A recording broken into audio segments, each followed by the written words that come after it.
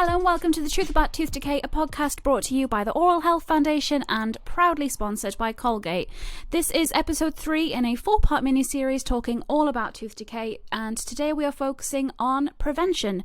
We touched on it a little bit in episodes 1 and 2, so if you want to go back and listen to them, please feel free and come back and join us in a bit. My name is Sophie, I am from the Oral Health Foundation, and I am joined by Karen from the Oral Health Foundation, who is one of the Dental Helpline advisors and is here to talk to us again all about tooth decay. A very quick safety reminder that we are following all of the coronavirus restrictions that are in place at the time of recording, meaning that all of the guests have been recorded remotely, safe at home. So Karen, let's just jump straight in.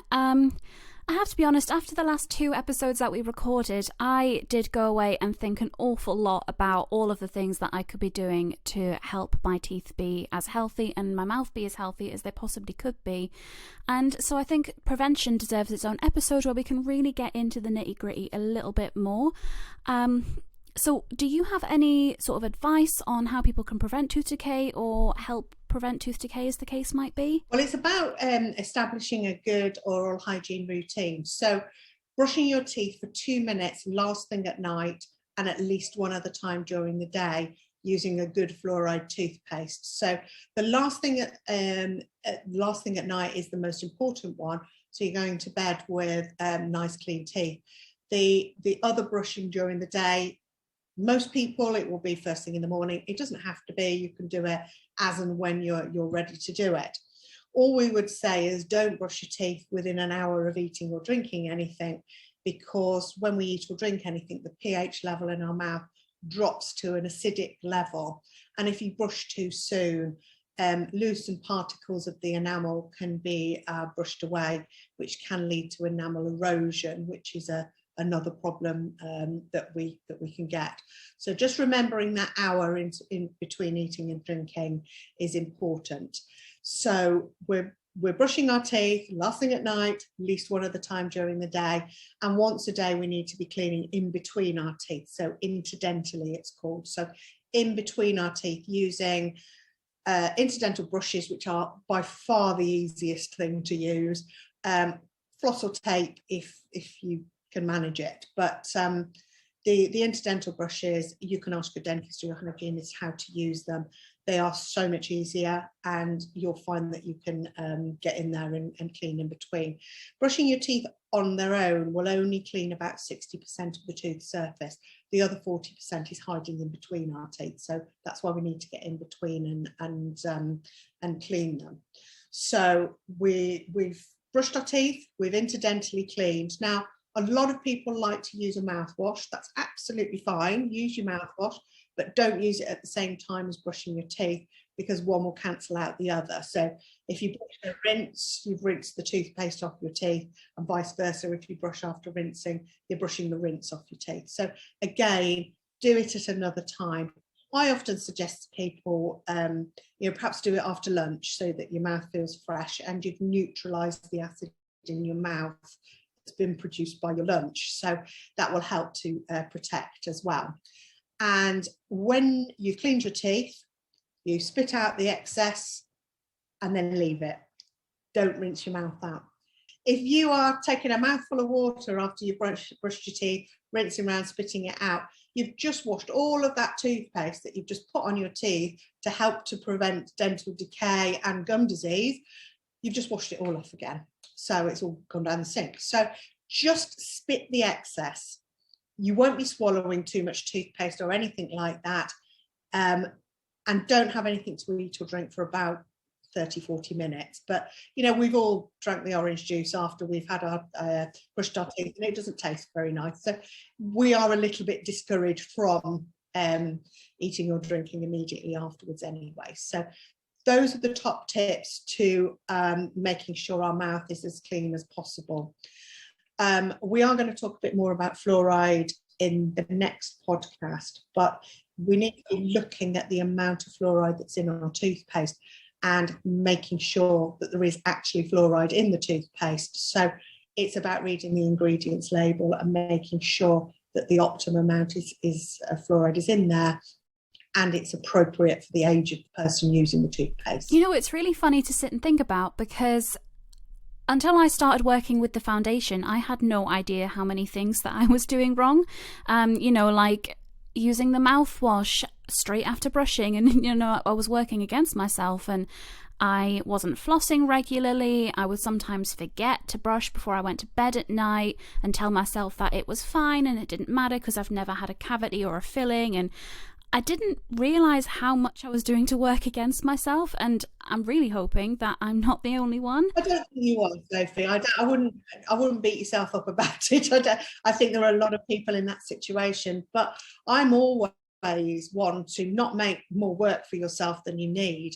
And if you do it in the way that we've just talked about, you are using your time, you know, optimally, and you know, getting the best results that you can using the right product, and you're not wasting your time, which is, you know, pointless. I have to say as well, you know, before I started using incidental brushes and floss to clean in between my teeth as regularly as I do now, I did sort of think, oh, I don't need to do this. I have never ever had a filling, so I clearly don't have a problem and I'm doing everything right. And that's just absolutely not the case. Like, now that I clean in between my teeth all the time, I'm noticing how much difference it makes to my breath, the way my mouth feels. I have that fresh, clean feeling all day pretty much now, and I just kick myself for not having done it sooner. And I think we as we grow up, it is something that we're perhaps not taught as young adults. The transition from being a child and just brushing, the transition then to actually using an interdental product. And it's generally when somebody, you know, a dental professional says to you, you really need to start cleaning between your teeth. And now I've got young adults, and I must admit, I say to them, you clean between your teeth. They like using like a water jet, which is another one that's very, very good to clean in between if you're a little bit less dexterous and you can't get so right to the back. There are products on the market where they high pressure jet water through your teeth, and that will clear out the debris as well. But it's amazing when you actually look and you see what's coming out from between your teeth, even though you think you've brushed your teeth really well. It's often quite a good exercise every now and again to brush your teeth and then use a disclosing tablet, the ones that you can get from the chemist, which will stain any plaque that you've left in your mouth. So you can just see if there's any areas on your teeth that you've missed. So that's quite a good indicator to just show quite how good you are at, you know, the routine that you're using. Is there a particular reason why it's so important to brush your teeth at night rather than during the day? Like, why is that nighttime brush so much more important than the one that you do during the day? Well, when we go to bed at night and we're sleeping, the saliva flow reduces by about 50%. So it's the saliva that acts as the buffer to help to protect our teeth. So if we haven't got the saliva there and we haven't brushed our teeth, then it's more chance of damage being done to the teeth. So if we go to bed with a completely clean mouth, the fact that we've got less saliva in our mouth isn't going to cause any damage, because there's no plaque acids being produced because there's no food there. We've cleaned it. So that's why it's very important to clean last thing. We touched a little bit on diet in the first episode that we did, just giving an overview of tooth decay. And we talked a little bit about sugar, and, you know, the fact that sugar is the biggest contributor really to tooth decay, tooth sensitivity, and it can cause a lot of problems for your oral health. Karen, how big a deal is sugar? How bad is it? Well, yeah, I mean, sugar, our sugar intake is what causes dental decay. So it's not necessarily the amount of sugar that we have, it's how often we have it in our diet. So as we said before about the pH level dropping in our mouth into an acidic level when we've eaten or drunk anything, if you imagine you have something sugary you eat it, you drink it, whatever, however you're taking it. Our saliva now gets to work at trying to bring the pH level in our mouth back to neutral. Now that's going to take about an hour to do that. So if we're snacking or sipping on something constantly through the day, that hour is going to start every time we do it. So for example, if you've got a can of Coke or any such item and you have a sip, that's your hour starting now. 10 minutes later, you have another sip, that hour is going to start again. So each time you introduce that sugar into your mouth, that hour is going to start. So if you are having a sip every 10 minutes for 3 hours, your teeth are constantly under attack for that time. So it is better to have anything sweet or sugary as part of a meal time, get it over and done with, and then the saliva can neutralize it all in one go. So when we are sipping and snacking, we want to look for something that is sugar-free, has a neutral pH as well, so it's not acidic. So when we look at drinks between meals, obviously milk or water are the best things that we can have. Obviously water is much more hydrating than anything else. I know we all like a cup of tea, a cup of coffee. As long as we haven't got sugar in, again, they're fine. They do stain your teeth, so moderation is better. The tea leaf does have natural fluoride in it though, so it could be said that tea is actually good for your teeth, which will please you, Sophie. Yeah, that's by far my favourite fact of the day, I'm going to be honest. So yeah, I can have a cup of tea and not feel guilty. absolutely, yeah, don't feel guilty about it.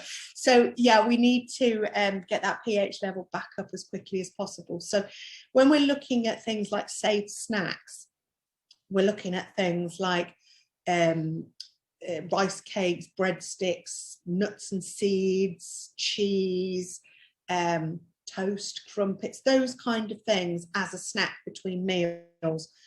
Fruit obviously is great for us. It does have a natural sugar in. So again, part of the meal time is better because your teeth will be under attack for less time. Sugary drinks, if you are going to have anything sugary or acidic in drink form, fruit smoothies, fruit teas, they're all quite damaging for the enamel on the teeth. So if you can drink them through a straw, it just means that they're in contact with your teeth for less time. So it will, hits your throat quicker. So that's quite a good tip as well. Is that why every now and again when you see people that have just had their teeth whitened, they're drinking everything through a straw, like all their coffees? Very possibly. Can't comment. Trying to avoid staining brand new, newly whitened teeth. No, but like you said, that spit don't rinse technique, it makes sense when you sit and think about it and have it explained, but it is just such a habit to take the glass, fill it with water, swill it round, spit it out. But then, yeah, you're just undoing all of the stuff that you've just put in your mouth to protect it. I must admit, when we speak to people on the helpline and we're talking about oral hygiene and how to look after them, we say that there are many people that still do it, and it's obviously a message that we need to get out there. So when you're going for your dental checkup, we would hope that when the dentist is discussing your oral health and oral hygiene, that they are saying spit don't rinse, and that is a great slogan. My son was, I caught him rinsing. So it's not just, not even dental children do it as well. But what he actually does now, he just puts his mouth under the water without his mouth open. So he just washes his mouth on the outside so that there's no toothpaste around his mouth, and it makes him feel like he's rinsed, apparently. So that's possible. You're not walking around with toothpaste all around your mouth, I suppose. So we haven't really touched on brushing technique and the benefits of using a manual or an electric toothbrush.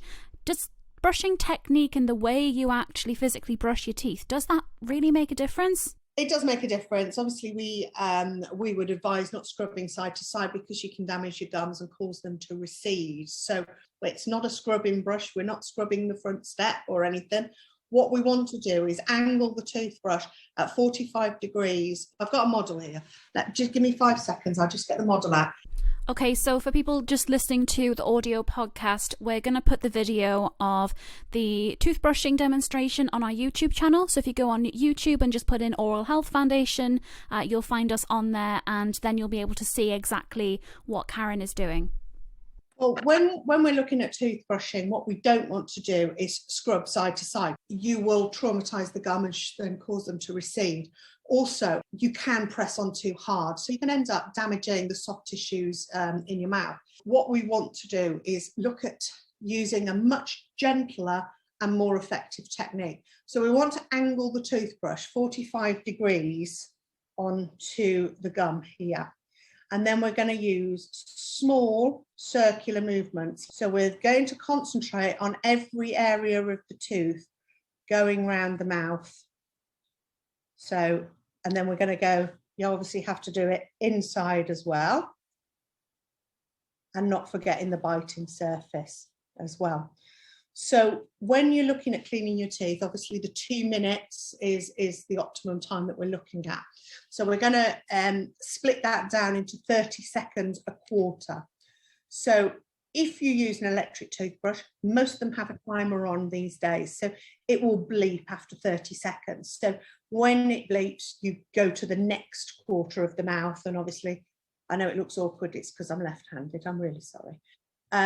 So you go to the next quarter, and then obviously the upper teeth. This is a lower tooth model. So doing it like that will take you 2 minutes. It's not a quick thing. If you are doing it properly, it will take you 2 minutes to do that. As I said, the manual toothbrush is great. Electric toothbrushes do tend to have better results in studies. A lot of them have the whistles and bows and apps and etc. You don't really need all that. I would say the most important things on an electric toothbrush is the 2 minute timer and a pressure sensor. So it will actually either make a noise or it'll light up if you're pressing on too hard. So that's always very good if somebody is not 100% sure on how well they're doing it. So obviously the toothbrush is actually doing it for itself. But just remembering 45 degrees if you're doing manual and little circle. But yeah, I think still the most valuable piece of advice that we can kind of offer is keep up with the regular dental visits. Indeed, yeah. I mean, as I said, the prevention is better than cure. And if you're going to the dentist as regularly as they recommend, the dentist will catch any problems before they become a problem for you. So it's about, the more often we go, the better our oral health is going to be, because, anything can be picked up really small, or anything that you are not perhaps doing as well as you could do, the dentist can pick up on that, and then you may not get the problem at all. So it is really important. I think probably the best analogy for it that I've heard with dental visits and dental care comes from someone else at the foundation who said to me, you wouldn't go and see your mechanic if you just need to top up your petrol. You can take care of that yourself. Think of your oral health and your car as being kind of similar in that you do the maintenance and what you can on your own, and then you go see the mechanic when something's gone wrong. That's maybe how you should see prevention in a sense. Yeah, but then when we take our car for a regular service, even if there's anything wrong with it. So that's what we're doing with our mouths. We're going for our 5,000 meal service. Does that work? So yeah, we're just servicing our mouth basically as we would do with our car, because when you think about it, a car is a really expensive item that we buy. Our mouth is, the cost is infinite, because if you, like we spoke about before about our mental health, if you lose your smile, how much is that going to cost you, not just in monetary terms, but in other terms as well? So it's really important to look after an asset that, will affect your life. And, like we say, we look after our houses, our cars, etc. And it should be the same with our teeth as well, because once they've gone, they're gone. Yeah, you're absolutely right.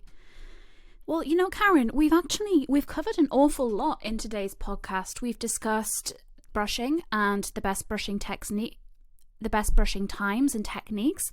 We've discussed prevention. We've discussed the importance of cleaning in between your teeth, and again looked at the importance of regular dental checkups.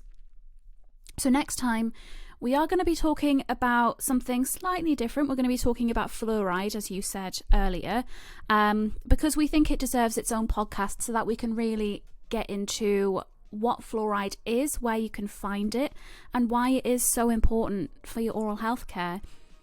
So in the meantime, if you want to reach us on social media, you can do. We are on Twitter and Facebook at dentalhealth.org. We're on Instagram at Oral Health Foundation. And our website is www.dentalhealth.org. And once again, thank you to Colgate for sponsoring this episode. I'm Sophie, I've been joined by Karen, and we both look forward to seeing you next time. Thank you. Speak to you later. Bye-bye.